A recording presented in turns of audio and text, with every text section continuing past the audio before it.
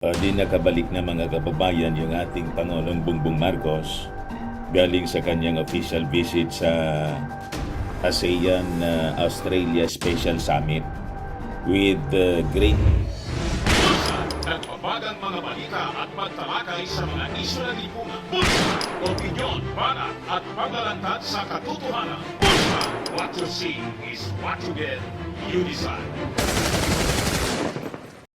achievements mga kababayan na nakamit natin po mula sa pakikipag-meeting ng ating Pangulong Bongbong Marcos sa mga ASEAN leaders, including yung 1.5 billion US dollars na investments po, business agreements na napirmahan ng ating Pangulo with his economic team.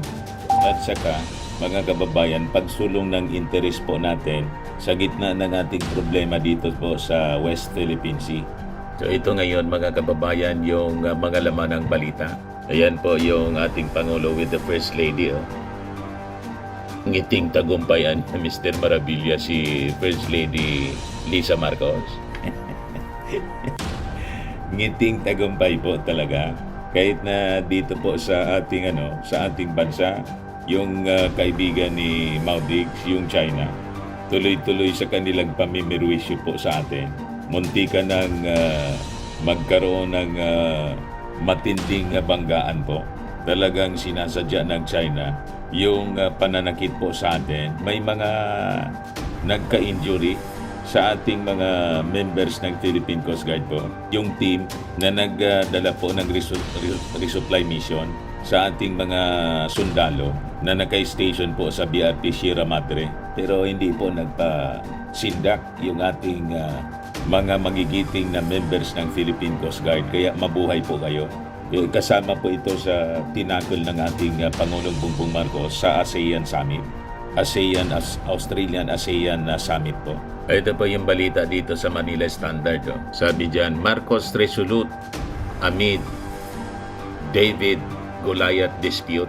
Yan yung ating Pangulong Bongbong Marcos na interview po ng ABC Australia. That is David and Goliath situation, referring to our territorial dispute with China po dito po sa West Philippine Sea. Pero Mr. Maravillas, binastos yung ating Pangulong Bongbong Marcos ng reported doon sa Australia. Pati niya yung ill-gotten wealth kinaka.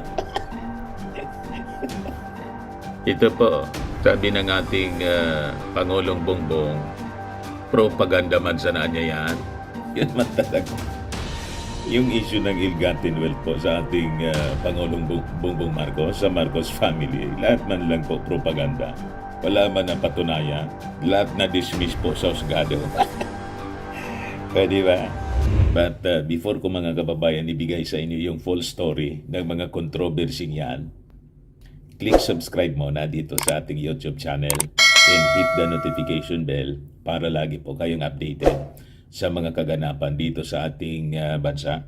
Like and share na rin po ninyo ng ating video at wag na rin po ninyo na skip yung ating mga commercial ads para tuloy-tuloy lang ang pag-unlad ng bagong Pilipinas. Sa mga naghahanap po pala ng malinis and spacious fitness gym, punta lang po kayo sa aming Colossal Fitness Gym. We also offer Grab Car Rental with our brand new 2023 model ng Toyota Innova. We also accept booking for those who are planning to travel via PAL and Cebu Pacific and other airline companies, and bills payment for Meralco bills, PLDT, etc. Ang Colossal Fitness Gym is located at 3rd floor, Security Bank Building, Lanco Business Park, Legazpi City, Albay. For inquiries, look for Gilon Maravillas, contact number 0966-802-0949.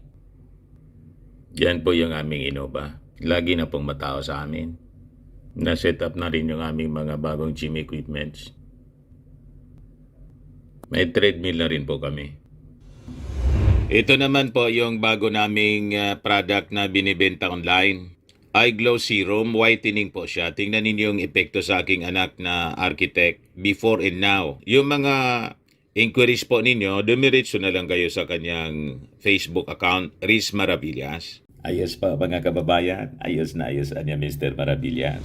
Ngayon, i-announce ko na muna pala sa inyo kasi Yung pinost ko po sa Facebook na coming very very soon, marami po yung nagtatanong, na curious sila. Ano na yung sinasabi mo, Mr. Maravillas, na coming very very soon? Ito yung minimin ko po, KSMIP.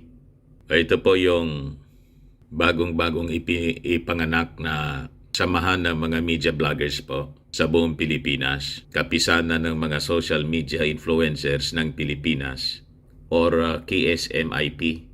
Ito na po yung pinost natin kahapon. Sabi natin dyan, today, di kapisanan ng mga social media influencers ng Pilipinas or KSMIP is born. Welcome and mabuhay ang KSMIP, mabuhay ang bagong Pilipinas. The whole logo represents a shield that protects the masses from massive fake news from social media, which is the goal of this organization. The 3 stars representing Luzon, Visayas, and Mindanao. The overpowering color of blue versus red representing the peace.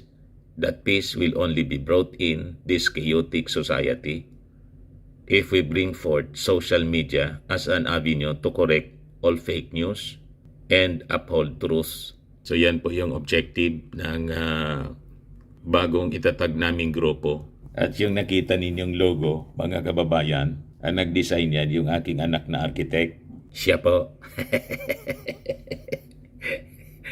Siya yung nag-design ng logo. Arkitekto eh. Di ba? Kasing ganda ng bagong Pilipinas logo. What? So, tulad ng sinabi natin, ang objective natin, labanan yung fake news sa social media. Kaya po namin itinatag ang grupong ito. So asahan po ninyo, lahat ng ilalabas namin po dito mga balita ay may credible sources of information yung pinagmumulan po. Kasi direkta kami yung mga information na binibigay namin sa inyo, direkta galing sa Palasyo Malacanang, direkta sa Kongreso, kung saan galing yung mismong balita. Kaya kita ninyo mga references namin, Presidential Communications Office, para iwas kuryente po, iwas fake news, at hindi tayo mag-fall sa mga black propaganda ng mga dilawang DDS na ang nasa likod po, mga politikong gustong siraan yung ating Pangulong the First Family, at yung mga tumutulong para maisulong ang mabilis na pag-unlad ng ating bansa. Yun ang ating objective po dito. Ayos pa? Ayos na niya, Mr. Maravillas. Sabi nga, direkta from the horse's mouth. Mga first-hand information. Kumbaga, may other references kami, halimbawa sa mainstream media. Pero po, sinisiguro po namin, tinicheck muna namin yung mga kwento nila doon sa mga dapat pinagmumulan ng mga balita. Di ba? Kasi minsan po, twisted yung mga kwento. May mga karga. What? O, di ba? Kaya kung kami po, itong grupo namin, ang magiging sources ng information ninyo at mga commentaries, analysis, nakakasiguro po kayong walang karga. Objective po siya. And reliable yung mga balita. Kasi galing mismo sa bibig ng ating mga government leaders tulad ng ating Pangulong Bongbong Marcos, tulad ng ating Speaker of the House, at iba pa nating mga sources. Tama ba? Kaya nga po, ito yung mga balita na gusto namin i-share sa inyo. Kita ninyo yan, Presidential Communications Office. Sabi dyan, mula sa Melbourne, nakapag-uwi si Pangulong Ferdinand Marcos Jr. ng $1.53 billion ng halaga ng business agreement na tiyak na mag-atid ng trabaho sa energy, IT, BPM, housing at health sector. Ipinagpatuloy ni President BBM ang pagsulong sa interes ng mga Pilipino at pagpapatibay sa kooperasyon ng mga bansa sa Indo-Pacific sa mga sesyon ng ASEAN-Australia Special Summit. Ibinahagi rin ng Pangulo ang posisyon ng bansa sa mga pandaigdigang usapin sa Lowy Institute at binisita ang mga kababayan nating nasa Australia. Di ba napakaganda ng naging achievement ng ating Pangulong Bongbong Marcos? Yan po yung kanyang arrival. So, congratulations sa ating lahat that we have a good president na matapang at matino. Di ba? Kaya nga yung ating Pangulong Bongbong Marcos sa interview po doon sa Australia, talagang in-emphasize niya na hindi niya pahintulutan ang sino mang foreign power, pero obviously referring to China, na kamkamin, madaling sabi, yung ating territory. Just like yung kanyang sinabi noon sa kanyang kampanya nung tumatakbo pa lang siya sa pagkapangulo ng ating bansa. Hindi siya nagbabago. Yung Pangulong Bongbong sabi baga sa kanta, bagong Pilipinas, bagong mukha. May prinsipyo, may isang salita. Talagang may isang salita po yung ating Pangulong Bongbong. Hindi siya nagbabago. Hindi pa bago-bago. Tulad ng taga Davao.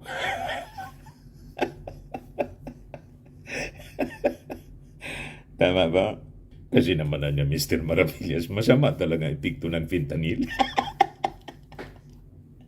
Di ba? Pati nga po sa issue ng ICC, inulit-uli ng ating Pangulong Bongbong Marcos, hindi nagbabago. Eh, sabi niya, no. Nung tanongin siya doon sa Australia, that would be a political move. And we do not play politics with jurisdiction and sovereignty. And the position that we've taken is that we do not recognize the jurisdiction of the ICC. We view it as a threat to sovereignty simply because the ICC was formed to provide justice to areas where there is no judiciary, where there is no court system, where there is no police, where there is no peace and order. And that's not the Philippines. Yan yung kanyang sagot po sa interview sa kanya doon sa Australia on inviting the ICC to the Philippines to conduct its investigation into former President Rodrigo Duterte's bloody war on drugs. Tinanong siya ng ABC Australia po, hindi nagbabago ang posisyon. Kahit po matindi yung kanyang sinapit sa dating Pangulong Maudigs. Matinding pag-alipusta. Di ba? Matinding paninira, sinabihang bangag, may adik tayong presidente. At trineten pa na kung ako niya yung Pangulo pa ngayon, baka niya nasama ka doon sa referring to tukang-tukang niya.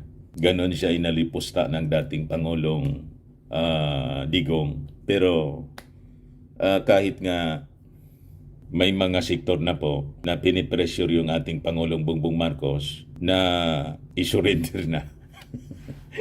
Papasukin na yung ICC. Hindi nagbabago yung kanyang posisyon. Kahit inaakusahan siya ni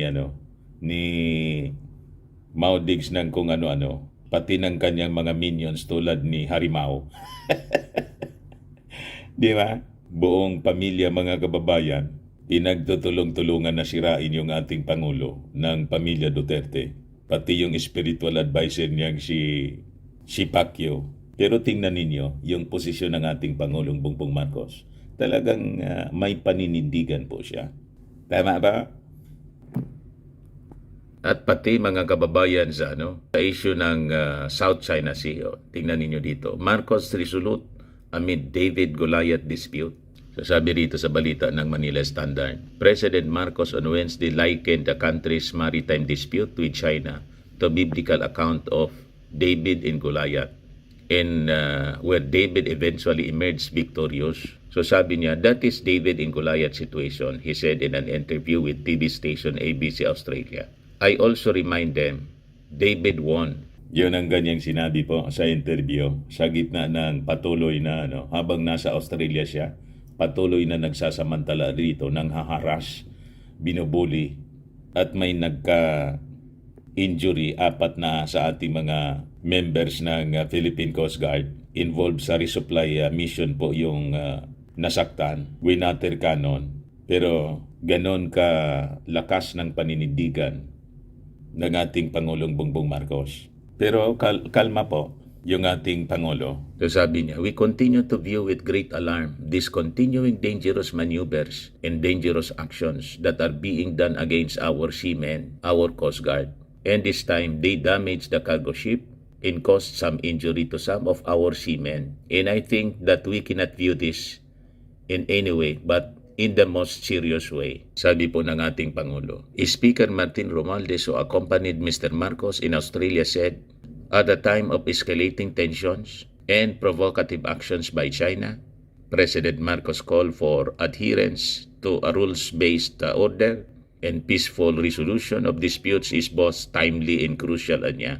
It affirms our nation's commitment to promoting stability and security in the region through dialogue and cooperation. Yan po si Pinsang Romualdez, Martin Romualdez. Laging nakasuporta sa kanyang pinsang Pangulo. Di ba? Napakaganda ng tandem ng dalawa. Kaya sabi ng ating Pangulo, nawagan po siya sa ASEAN, other states to exercise boldness while remaining committed to international law in the South China Sea issue.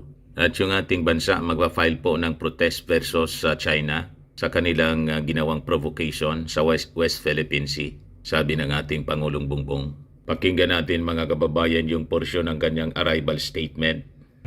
Yan po siya yung poging-poging ating Pangulong Bongbong. Kalmado lang siya. Laging naka-smile mga kababayan. Good day, ladies and gentlemen, fellow workers in government, and the members of the press. I have just attended the ASEAN-Australia Special Summit to commemorate 50 years of ASEAN-Australia relations.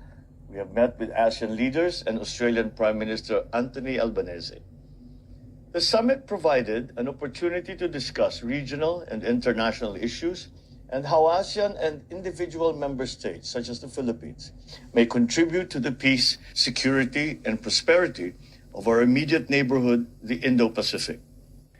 As a commemorative summit, it also provided a chance to take stock of how the ASEAN-Australia relationship has progressed in the last 50 years, how we may both together move forward as we advance common values such as peace, environmental stewardship, how mutual economic progress benefits both Australia and ASEAN. The right tone for regional discussions for the year. My administration remains strongly committed to continuing constructive engagements with ASEAN and Australia to best serve our national interest, inasmuch as we tirelessly promote the region's peace, security, stability, and prosperity for the well-being of the Filipino people. Maraming salamat po. So yan po yung porsyon ng arrival statement ng ating Pangulong BBM. Yung mga iba, hindi ko na pinarinig sa inyo kasi parte na siya ng ating naging discussion dito. Ayan man lang po, mga kababayan. May breaking news ngayon, kaya lang di pa confirm. Siguro sa mga susunod na araw, i-confirm natin kung totoo. Hindi ko na muna sasabihin sa inyo kung ano siya. Okay po? Ako po si Dante Maravillas. Bye-bye po. God bless.